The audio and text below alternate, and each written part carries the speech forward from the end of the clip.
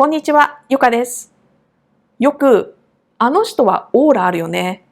だとか、あの人オーラないよねっていうことを言ったりだとか聞いたりすることってあると思うんですけれど、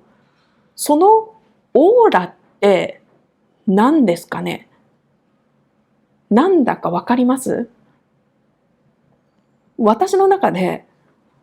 それって深く考えたことがなかったんだけれど、最近やっとオーラって何なのかっていうところに答えが出たんですね。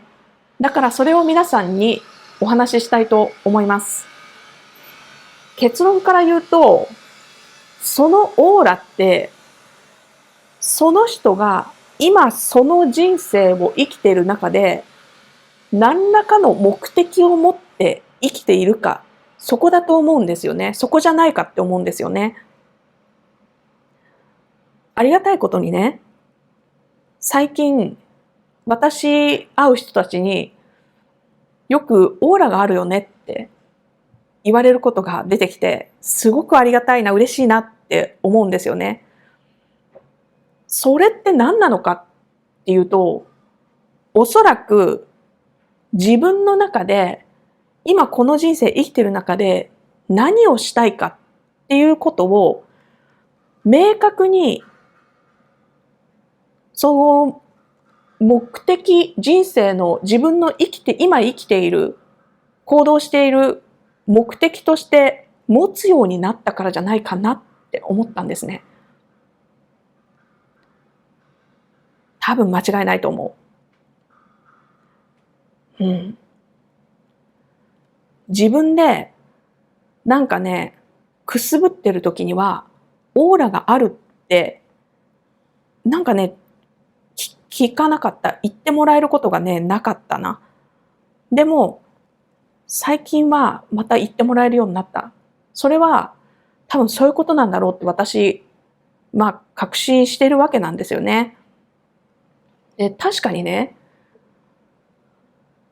芸を極めているような人たち、芸能の人とかでもね、オーラがある人っていうのは、その芸を磨いて、その芸を磨いてさらに表現して人に伝えるっていうことを生りにしている人たちは、その表現をうまく相手に伝わるようにすることに命を懸けてるっていうか、それを目的に自分の生活、ありとあらゆるところを組み立ててる人っていると思うんですよね。やっぱそういう人って自分がどうしてそこの人生、今そういう形で存在しているのかっていうのをやっぱり意識して行動してるっていうことだと思うんですよ。だから自分が今どういう目的を持って何をしたいと思って生きているのか、何を成し遂げたいと思って生きているのか。で、その思いが強ければ強いほど、オーラが大きくなる、オーラが強くなる。だからある意味、覇気のようなものでもあるし、そのね、オーラってよくすごくポジティブないいものとして表現することはあるけれど、私は、あの、怨念を持って生きてる人、悪い感情を持って生きてる人もいるじゃないですか。でもそれって、オーラと一見対極するようなところにあるようで、同じことじゃないかなって思うんですよね。なんか暗い人、なんかおどろおどろしいものを内に秘めてる人で、時々それが漏れちゃってる人いますよね。うん。時々本当にその重い空気が、重い雰囲気がもうなんか表情にもこの姿にも全部現れてる人がいる。言葉の節々にも。それってオーラだと思うんですよ。やっぱりね。だから自分は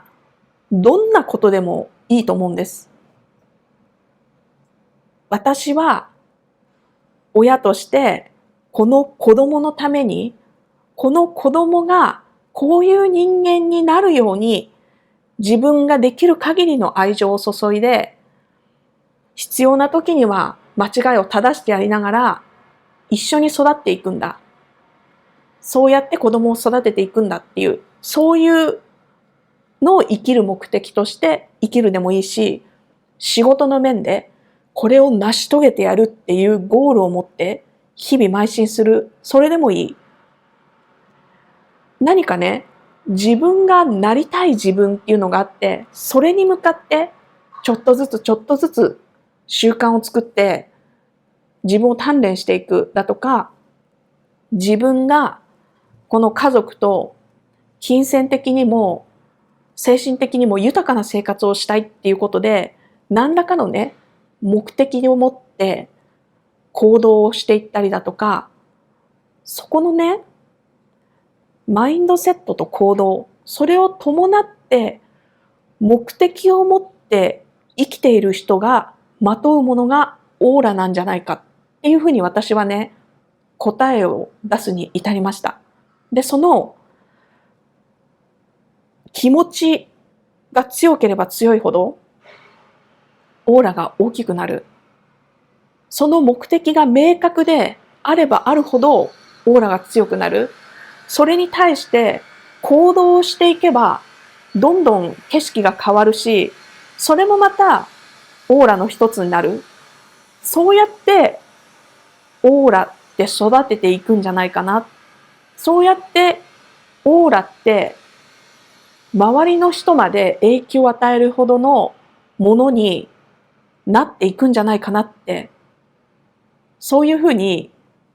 答えを導き出すに至りました。今の段階ではね、私はね、本当かどうかはわからない。でも、やっぱりそういうことだと思う。でね、それってあながち間違いじゃないんじゃないかっていうふうに思ってます。やっぱり、何の目的もなく、すべて外から来たありとあらゆる刺激に反応するだけの流されるような生き方をしているって、そういう人もね、その生き方は楽かもしれない。でもそれはね、やっぱりオーラがなくなってしまうと思う。覇気がなくなってしまうと思う。生きる目的がないって、やっぱりそうなってしまうからオーラがなくなると思う。と私の考えるオーラとは何かってことでした。で、どうすればより強くオーラを放てるのか、どうしたらより明るいオーラを放てるのか